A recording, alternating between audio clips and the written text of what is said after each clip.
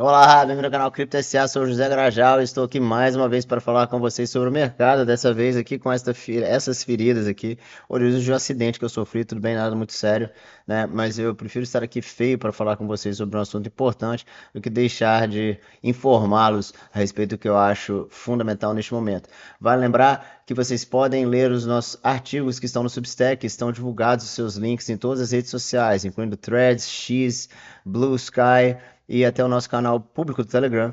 Lembrando que nós vamos abrir em breve, nas próximas semanas, a coluna do Capital Fictício para aqueles que estão interessados em saber os nossos movimentos dentro do mercado, principalmente o mercado cripto, tá? Que é o mercado que é o foco fundamental aqui do nosso canal, por mais que falemos de outros elementos que envolvem a liquidez global para nós diretamente relacionados aqui ao mundo cripto, beleza?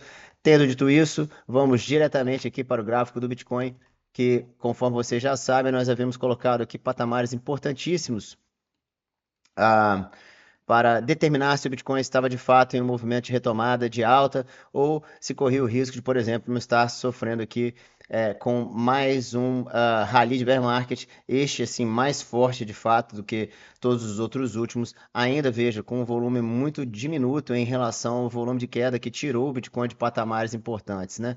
Então, assim, acho que é importante a gente levar alguns elementos em conta e um desses elementos é esse, ó, o ah, volume de queda aqui do patamar de 76 mil para, digamos aqui em fechamento, tá? 76 e 70 mil dólares é relativamente maior, significativamente maior, na verdade, do que este volume aqui que trouxe o Bitcoin dos 62 aqui para os 77 mil dólares. E um patamar chave de resistência que é esse patamar 1 da Fibonacci em 79.800, por mais que tenha sido mais uma vez explorado aqui com a busca de tentativa de rompimento, ao que parece até segunda ordem não foi feito, né? Não conseguiu ser transformado em suporte, né? Muito pelo contrário, mostrou-se mais uma vez como uma resistência significativa aqui no movimento do Bitcoin, tudo bem? Como aconteceu aqui antes desta queda dos 82 mil dólares. Tendo dito isso, nós dissemos o seguinte: se o Bitcoin ficasse até os 82.200 dólares, denotaria um topo duplo. Eu diria até que isso aqui é um topo duplo, né? Porque a gente tentou chegar aqui até na base do fechamento, não conseguiu, né? E até segunda ordem, isso é um topo duplo. Nós temos, obviamente, mais alguns dias na semana ainda até o domingo para fechar aqui no retail, na CME fecha amanhã o mercado.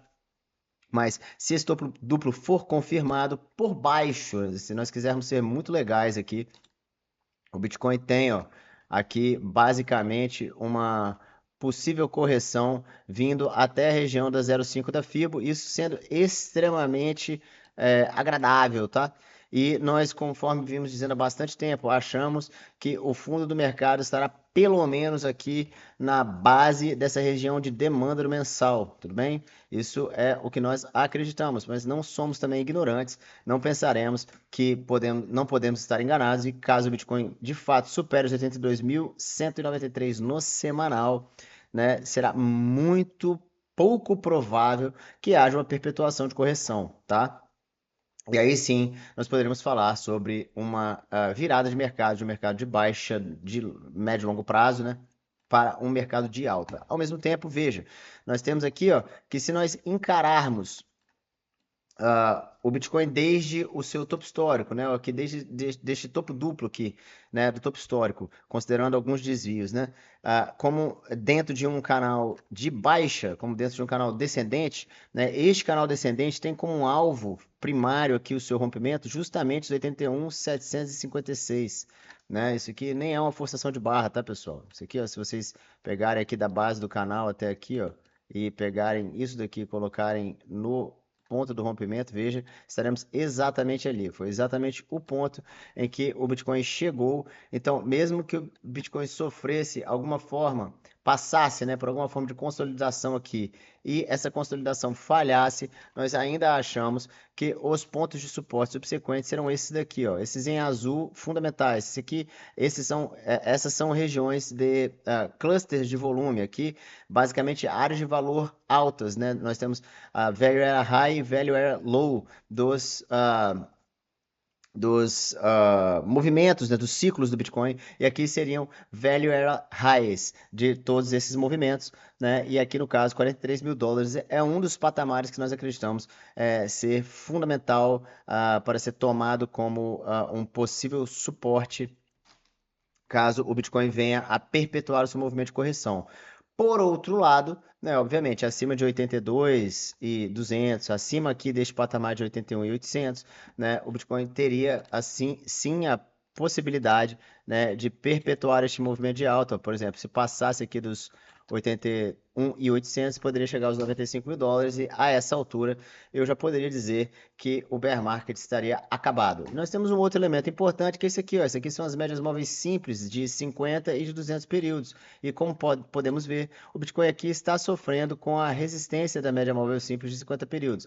Antes da superação dessa média móvel simples, eu acho pouquíssimo provável que nós estejamos já falando de um movimento no qual o fundo já estaria formado. Neste caso, eu diria que nós precisaríamos esperar um rompimento da média simples de 50 períodos e, de fato, uma conquista dela e um movimento acima para que nós possamos falar, de fato, de um movimento de encerramento, né, do movimento do mercado de baixa. É claro que também o Bitcoin não precisa, todas as vezes, né, vir abaixo da média de 200 períodos, né, porque agora vocês veem aqui, por exemplo, o movimento aqui, ó, dessa média, na média de 200 períodos foi extremamente similar a este. E neste caso aqui, o Bitcoin conseguiu, ó, consolidar aqui sob a média de 50 períodos e depois rompê-la para cima em um movimento relativamente grande, né? Um movimento daqui até a média de 50 períodos de 70% e deste fundo, né, aqui até o topo local aqui de 300%, mesmo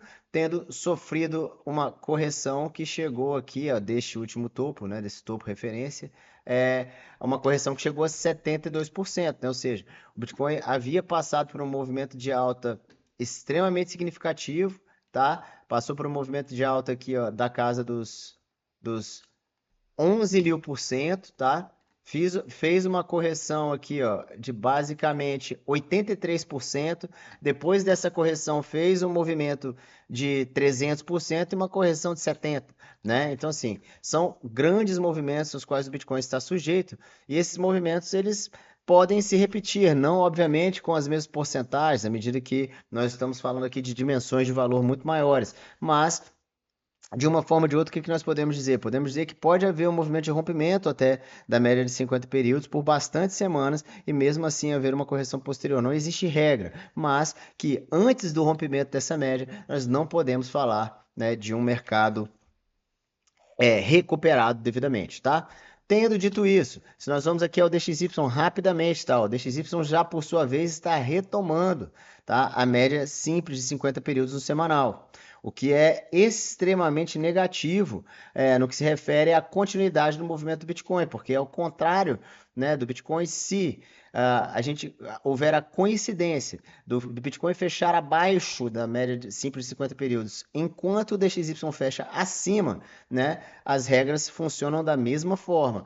O DX fechando acima da média de 50 períodos favorece, né, uma continuidade do movimento para cima, à medida que para o Bitcoin seria o contrário, favoreceria uma continuidade do movimento para baixo. Sendo que nós estamos falando aqui de um movimento dentro de um canal de um canal lateral, né, que nós já vimos analisando de diversas formas há bastantes meses, né, desde basicamente, né, o começo aqui, ó, desse movimento do DXY no ano passado, nós já vimos analisando este movimento do DXY que perdeu essa baixa sustentação na casa dos 100,2 pontos, tá? Mas que conseguiu encontrar aqui na média móvel simples de 50 períodos um suporte, pelo menos até a segunda ordem, tá? Então devemos estar bastante atentos a esses movimentos aqui no DXY também, porque ele será um movimento determinante, né, que fará com que a gente consiga crer né, em um Bitcoin continuando o seu movimento de alta ou retraindo a partir de onde está, beleza? Então eu retomo aqui com vocês, apenas para concluir esse vídeo, dizendo que aqui nada disso é aconselhamento financeiro, eu estou apenas falando sobre as minhas impressões sobre o mercado e dando para vocês os horizontes que eu acho que precisam ser analisados antes de tomarmos posições importantes, né? Sendo que todos sabemos que o Bitcoin faz movimentos extremamente fortes e esses movimentos fortes eles também podem estar entremeados, né, por o que muitas pessoas chamam de manipulação de mercado, mas não, é apenas uma captura de liquidez que é feita dentro de um mercado mais volátil. Então, essa captura de liquidez é feita diante de movimentos muito maiores, tá? Nós ainda temos também as condições do TradFi, né, que como nós dissemos, né, e vimos dizendo há bastante tempo, está conseguindo se manter em patamares elevados por bastante tempo, tá? Enquanto o Bitcoin sofreu correções severas. Então, ou seja, caso as condições econômicas, que elas estão basicamente bifurcadas no momento, né? Nós estamos esperando decisões mais direcionais do mercado de títulos, né? Há, de certa forma,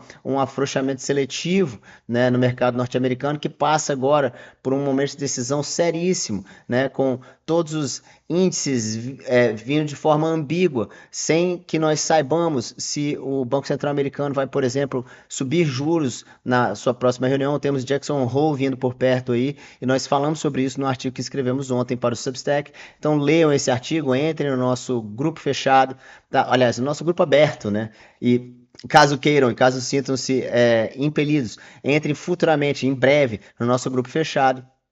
Nós esperamos que você passe esse vídeo para aqueles que você acha que podem se interessar por este conteúdo, tá? Lembrando mais uma vez, isso não é aconselhamento financeiro e espero você no próximo vídeo. Um forte abraço.